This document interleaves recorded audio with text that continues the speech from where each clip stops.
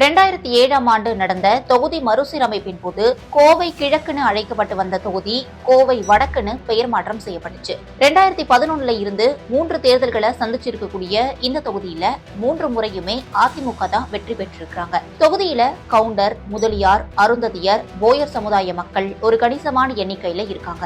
அதிமுகவை சேர்ந்த தற்போதைய எம்எல்ஏவான அம்மன் அர்ஜுனன் இதே தொகுதியில நிக்க விருப்பம் காட்டலன்னு சொல்லப்படுது.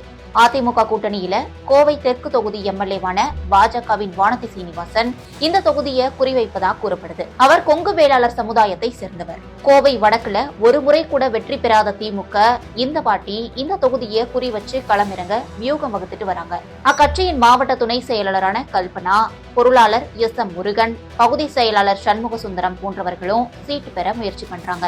முந்தைய தேர்தல்ல அம்மன் அர்ஜுனன் 81,000 வாக்குகளையும், திமுகவின் சண்முக சுந்தரம் 77,000 வாக்குகளையும் பெற்றிருந்தாங்க. மக்கள் நீதி மய்யம் வேட்பாளரான தங்கவேலுவுக்கு 26,000 வாக்குகள் கிடைச்சிருந்தது. 2026 தேர்தல்ல களம் காணும் தாவேக ஒரு கணிசமான வாக்குகளை பிரிக்கும்னு கூறப்பட்டாலும் திமுக அதிமுக இடையேதான் போட்டி நிலவும்னு பேசப்படுது.